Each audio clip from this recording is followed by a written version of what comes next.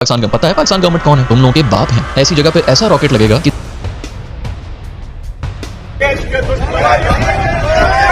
भारत के पहले प्रधानमंत्री अय्यासी कर रहे थे। उतनी ही महंगाई। वेलकम भाई लोग, इस वीडियो में बात करेंगे सोशल मीडिया पर आज क्या है ट्रेंडिंग अपडेट जो हो रहा है वायरल। वीडियो में आपके साथ शेयर करने वाले हैं हर छोटे बड़े वायरल अपडेट। वीडियो पसंद आए तो लाइक कमेंट शेयर और चैनल को सब्सक्राइब जरूर कीजिएगा। तो दोस्तों, ममता बनर्जी देश की पहली ऐसी सिटिंग चीफ मिनिस्टर बन गई हैं जिन्होंने सुप्रीम कोर्ट के कटघरे में खड़े होकर खुद बहस की। उन्होंने अदालत से पार्टी इन पर्सन मतलब व्यक्तिगत रूप से पक्ष रखने के तौर पर पेश होने की इजाजत मांगी थी। सुनवाई के दौरान उन्होंने इलेक्शन कमीशन को व्हाट्सएप कमीशन तक कह दिया और आरोप लगाया कि इलेक्शन से पहले सिर्फ बंगाल को निशाना बनाया जा रहा है। सुप्रीम कोर्ट ने इस मामले में इलेक्शन कमीशन को नोटिस जारी किया है और अगली सुनवाई 9 फरवरी 2026 के लिए तय की गई है। Kindly see the directions in the website, Millers. So far as the so-called micro observer. Micro observe is the final authority. Election commission, WhatsApp commission. WhatsApp commission is saying it is only the micro observer. Only they are deleting all the name. दोस्तों, ममता बनर्जी के पास कानून LLB की degree है और उन्होंने 2003 तक एक वकील के रूप में प्रैक्टिस भी किया था। अब इस पर लोगों ने कहा अकेली शेरनी ममता बनर्जी चुनाव आयोग के सामने मजबूती से खड़ी हुई है। तो एक शख्स ने लिखा मस्ट वॉच, ममता बनर्जी ने चुनाव आयोग की पोल खोल दी। SIR के जरिए बंगाल चुनाव को हाईजैक करने की कोशिश कर रहे नरेंद्र मोदी और बीजेपी को बड़ा झटका। तो वहीं दोस्तों, गोदी एंकर सुशांत सिन्हा ने लिखा राहुल गांधी और कांग्रेस पार्टी से उम्मीद तो नहीं है कि वो ममता बनर्जी से कुछ सीखेंगे, लेकिन उन्हें देखना चाहिए कि सियासी लड़ाई कैसे जी जान से लड़ी जाती है। दोस्तों, पार्लियामेंट कॉम्प्लेक्स में राहुल गांधी ने सेंट्रल मिनिस्टर रवनीत सिंह बिट्टू को कुछ ऐसा कह दिया जिसके बाद पूरी बीजेपी और राइट विंग तिलमिला गई। मामला कुछ यूं हुआ कि पार्लियामेंट कॉम्प्लेक्स में सस्पेंडेड MPs के साथ राहुल गांधी प्रोटेस्ट कर रहे थे। रवनीत सिंह बिट्टू वहां से गुजरे। राहुल गांधी ने उनकी ओर इशारा करते हुए कहा, ये रहा गद्दार, इसका चेहरा देखो। फिर उनसे हाथ मिलाने की कोशिश करते हुए कहा, हेलो भाई, मेरे गद्दार दोस्त, चिंता मत करो, तुम वापस कांग्रेस में आ जाओगे।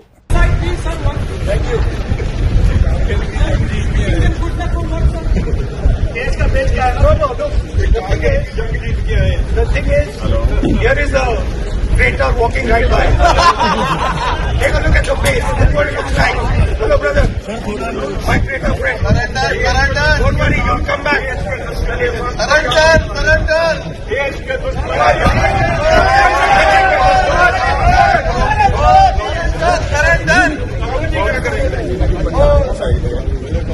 अब दोस्तों, इस पर बीजेपी स्पोक पर्सन शिवम त्यागी लिखते हैं, एक सिख सांसद को संसद में खड़े होकर गद्दार कह रहे हैं राहुल गांधी। सिखों से नफरत तो खानदानी है गांधी परिवार में।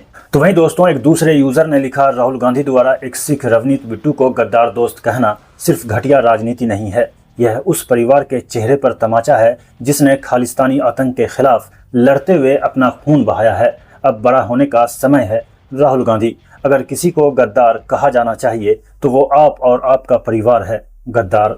तो वहीं दोस्तों, आपको पता ही है कि बीजेपी वाले पार्लियामेंट में कह रहे हैं कि फॉर्मर आर्मी चीफ नरवाने की किताब 4 स्टार्स कहीं छपी ही नहीं है। तो अब राहुल गांधी पूरी किताब ही लेकर मीडिया के सामने आ गए। अब दोस्तों, इस किताब वाले मैटर पर बीजेपी MP निशिकांत दुबे ने पार्लियामेंट में जो स्पीच दिया है वो अब एक अलग ही तूफान खड़ा करने वाला है। जर्नलिस्ट अनिल यादव ने लिखा, निशिकांत ने आज देश के संसदीय इतिहास को कलंकित कर दिया। सभापति महोदय, यहाँ किताब पर चर्चा चल रही है, एक किताब पर चर्चा चल रही है, वो किताब जो आज तक छपी ही नहीं। मैं आपके माध्यम से सदन को उस किताब के बारे में, उन किताबों के बारे में बताना चाहता हूं जो नेहरू परिवार, कांग्रेस परिवार के गद्दारी, मक्कारी, भ्रष्टाचार और अय्यासी से भरा पड़ा है। और वो सब छपी हुई किताब है सर। पहली किताब ये है एडवीना एंड नेहरू। भारत जो स्वतंत्र हुआ तो किस तरह से पाकिस्तान का बंटवारा हुआ और किस तरह से भारत के पहले प्रधानमंत्री अय्यासी कर रहे थे, इस किताब में मैं उसका जिक्र करना चाहता हूं। दोस्तों, मथुरा के सरकारी स्कूल में हेडमास्टर जॉन मोहम्मद पर आरोप है कि बच्चों का ब्रेन वॉश कर जबरन नमाज पढ़ने, इस्लाम अपनाने, उसे बाकी धर्मों से अच्छा बताने और देवी देवताओं को लेकर अमर्यादित बातें बोलता था और बच्चों को राष्ट्रगान गाने पर डांटता था। भाजपा नेता की शिकायत के बाद BSA ने हेडमास्टर को सस्पेंड कर दिया, जिसके बाद जांच के लिए 2 मेंबर कमेटी बनाई गई। इनिशियल इन्वेस्टिगेशन में हेडमास्टर पर लगे आरोप सही पाए गए।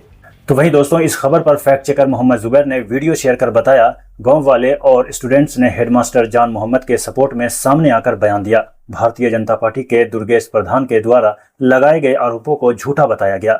आरोप यह था कि उन्होंने स्कूल में बच्चों से नमाज पढ़वाई। हालांकि स्कूल के छात्रों ने साफ कहा कि कोई भी प्रार्थना नहीं कराई गई।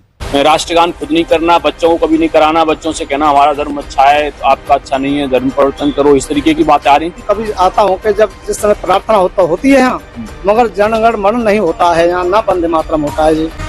आरोप लगाने ही थे तो उससे पहले जांच जरूर होनी चाहिए थी। जांच का माध्यम टीचर्स को तो रखना ही चाहिए था, बाकी गांव वालों को, बच्चों को रखना चाहिए था, क्योंकि ग्राउंड पे अगर जो चीज मिलेगी वो होगी। हमारे अगर ज्यादा से ज्यादा जांच करनी है तो बच्चों से पूछें। बच्चों से बात की गई तो उन्होंने साफ कहा कि स्कूल में रोज राष्ट्रगान होता है। किस स्कूल में पढ़ती हैं, किस क्लास में आप? मेरे स्कूल का नाम प्राथमिक विद्यालय नौजल मत्रा और मैं कक्षा 5 में हूँ। हाँ, यहाँ आपके प्रिंसिपल पर आरोप लग रहा है कि वो कुछ गलत करते हैं, हिंदू धर्म के बारे में गलत करते हैं। कुछ नहीं करते हैं वो। क्या क्या होता है स्कूल में? अच्छी पढ़ाई होती है, सर कुछ नहीं कहते हमसे। क्या क्या पढ़ाते हैं आपको? सब सब्जेक्ट पढ़ाते हैं। राष्ट्रगान भी होता है? हाँ होता है, हर रोज होता है। क्या क्या होता है राष्ट्रगान, सुनाइए। राष्ट्रगान जनगण मन अधिनायक जय हे भारत भाग्य विधाता पंजाब सिंध गुजरात रावट उत्तल बंगा विंध्य हिमाचल यमुना गंगा तो वहीं दोस्तों उत्तराखंड के कोटद्वार में मीडिया की एंट्री पर रोक लगा दी गई है, जहां दीपक कुमार ने एक बूढ़े मुस्लिम दुकानदार के लिए बजरंग दल वालों से भिड़ गए थे। इससे पहले पुलिस ने दीपक के खिलाफ FIR भी दर्ज की थी। तो कुछ होगा, आप कहने तो अच्छा है तो मैं अच्छा ही दिखा देता हूँ जाके सर। कौड़िया बॉर्डर पर हैं, ये कोटद्वार का बॉर्डर है। हम यहाँ पर आए थे कवर करने के लिए दीपक वाले मामले को, लोगों से बात करनी थी, लेकिन हमें यहाँ से आगे नहीं जाने दिया जा रहा है। कहना है कि मीडिया वाले जाने से लॉ एंड ऑर्डर होता है, बजरंग दल वाले सड़क पर जाके सड़क जाम कर दे तो लॉ एंड ऑर्डर नहीं होता। दोस्तों इंडिया अमेरिका ट्रेड डील पर भारत भी खुशी मना रहा है और अमेरिका भी। दोस्तों ये व्हाइट हाउस की प्रेस सेक्रेटरी कैरोलिन लेविट हैं। इनके चेहरे पर खुशी देखिए। ये बता रही हैं अमेरिका भारत पर 18% टैरिफ लगाएगा, लेकिन भारत हम पर 0% टैरिफ लगाएगा। ये डील अमेरिका की जीत है। The US tariff on India will now be at 18%, but American exports to India will face a tariff of 0%. So this is a great deal and a huge win for American workers, businesses and consumers alike. दोस्तों Anjana Om Kashyap America के लगाए 25% tariff को तब मोदी सरकार का master stroke मानती थी। अब जब 18% टैरिफ हुआ है तो फिर भी मोदी सरकार का मास्टर स्ट्रोक मानती हैं। उतनी ही महंगाई अमेरिका में बढ़ेगी। असल में ये टैरिफ भारत को नहीं बल्कि अमेरिका में भारत का सामान खरीदने वाले लोगों को चुकाना होगा, उनको भरना होगा। और ये टैरिफ अमेरिका में महंगाई का एक बड़ा विस्फोट करेगा। इस टैरिफ से ऐसा नहीं हुआ है, फ्री ट्रेड एग्रीमेंट हुआ है, 18% अब टैक्स लगेगा और ये भारतीय व्यापार के लिए और भारत की अर्थव्यवस्था के लिए, क्योंकि बड़े बाजारों के तौर पर आप अगर अमेरिका को देखें तो उसका जो महत्व है उसको कोई इनकार भी नहीं कर सकता है। लेकिन कई राजनीतिक मेहमान भी हमारे साथ जुड़ेंगे और दुबई में चूंकि रितेश हमारे साथ हैं तो रितेश जी से भी बातचीत करेंगे। पहले आप ये रिपोर्ट देखिए, फिर हम आपको ये भी सुनाएंगे कि आज वाणिज्य मंत्री ने किन मुद्दों पर स्पष्ट तरीके से कहा, किसान और डेयरी व्यापारी। दोस्तों जिसको लेकर एक यूजर ने लिखा वह अंजना ओम कश्यप हैं। उनके लिए मालिक का हर वार मास्टर स्ट्रोक होता है। ये लोग पूरी तरह जोकर बन चुके हैं। दोस्तों नेटफ्लिक्स ने मनोज बाजपेयी की फिल्म घुसखोर पंडित का फर्स्ट लुक रिलीज किया है। फिल्म के डायरेक्टर नीरज पांडे हैं। इस फिल्म के नाम ने पब्लिक को नाराज किया है और नेटफ्लिक्स पर बैन तक की धमकी दे रहे हैं। अब दोस्तों इस पर एक राइट विंग यूजर ने लिखा घुसखोर पंडित, यह कैसा टाइटल है। अगर इसी तरह घुसखोर मोहम्मदन नाम से कोई फिल्म या सीरीज बनाई जाए तो क्या वह स्वीकार होगी?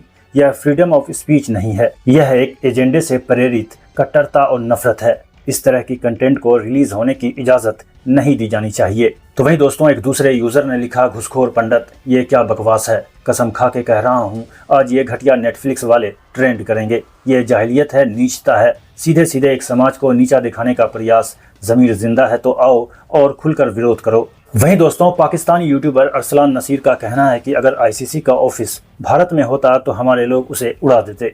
जय शाह और आईसीसी सिर्फ इसलिए सेफ हैं क्योंकि दफ्तर दुबई में है। भाई अपनी औकात में रहो। एक छोटा सा तुम लोगों का 25 लोगों का ऑफिस है, उधर जाओ मजे से जो है वो बैठ के यूट्यूब देखो, नेटफ्लिक्स देखो, चिल करो, ये करो वो करो, मीटिंग खेलो। तुम लोग क्या ओवर हो रहे हो? तुम लोग इधर पाकिस्तान का पता है पाकिस्तान गवर्नमेंट कौन है? तुम लोगों के बाप है। ऐसी जगह पे ऐसा रॉकेट लगेगा कि 2 कमरे वाला ऑफिस याद भी नहीं रहेगा, पता भी नहीं चलेगा। सिर्फ एक वो जय शाह का वहां पे जांगिया पड़ा होगा सीट के ऊपर बचा हुआ, कुछ भी सब कुछ गायब हो जाएगा। ये तो शुक्र करो कि दुबई के अंदर बैठे हुए हो, वहां पर सेफ हो तुम लोग। इंडिया में एक दफा ऑफिस रिलोकेट करके दिखाओ, फिर तुम लोग बताएंगे कैसे 1.5 कनाल जो आसपास का ना पूरा ऑफिस गायब हो जाएगा। औकात क्या है तुम लोग जो गवर्नमेंट को जवाब दे रहे हो? पीसीबी अगर कुछ अनाउंस करे तो पीसीबी के साथ बात करो, अपनी औकात में लाइन में लगो बच्चे। इनको यही दोस्तों ये स्वामी विशाल रामदास हैं, शामली उत्तर प्रदेश में माइक पर कह रहे हैं इकरा हसन किसी गुज्जर नौजवान से शादी कर ले, इससे वो 3 तलाक और हलाला से बच जाएंगी।